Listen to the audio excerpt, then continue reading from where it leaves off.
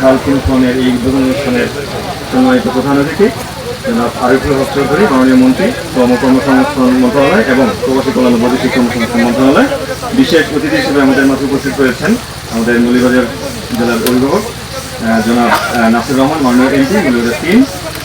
এছাড়াও আমাদের police super মহোদয় রয়েছেন, আমাদের নবনিযুক্ত প্রশাসক মোহাম্মদ মিজানুর রহমান, জেলা পরিষদ রয়েছেন।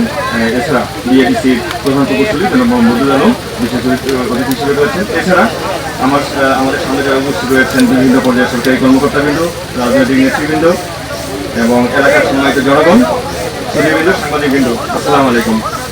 প্রথমেই আমি আমাদের প্রধান অতিথি আমাদের মাননীয় মন্ত্রী মহোদয়কে অত্যন্ত ধন্যবাদ এবং কৃতজ্ঞতা জানাচ্ছি। তার এত ব্যস্ততার মাঝেও আমাদেরকে এই সময় দিয়েছেন, কারণ স্যার সেই ঢাকা থেকে এসেছেন, আবার আমাদের মৌলভীবাজার জেলা থেকে এখান থেকে আবার সিলেট চলে যাবেন। স্যারের কালকে আবার ক্যাবিনেট মিটিং রয়েছে। আমি আমাদের মন্ত্রী মহোদয় স্যারকে আমাদের মৌলভীবাজার জেলার সকলের পক্ষ থেকে তার প্রতি রইল কৃতজ্ঞতা। এছাড়া আমাদের মাননীয় এমপি মহোদয় অনেক ব্যস্ততার মাঝে এসেছেন, তাকেও ধন্যবাদ এবং কৃতজ্ঞতা জানাচ্ছি।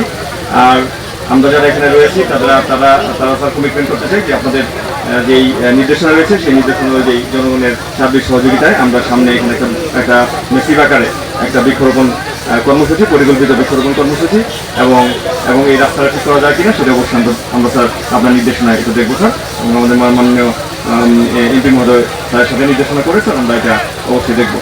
আর আমি আর কথা বলাচ্ছি না, আমি সকলকে আবারও ধন্যবাদ এবং কৃতজ্ঞতা জানাচ্ছি। এবং বর্তমান সরকারের নির্বাচনী ইশতেহার অনুযায়ী 5 বছরে 20,000 কিলোমিটার যে খালখননে আজকে আমাদের এই মৌলভীবাজার জেলায় এই শুরু হলো, এই শুরুটা অব্যাহত থাকবে এবং আগামী 5 বছর কন্টিনিউভাবে আমরা 194 কিলোমিটার খাল ইনশাআল্লাহ পূরণ করবো।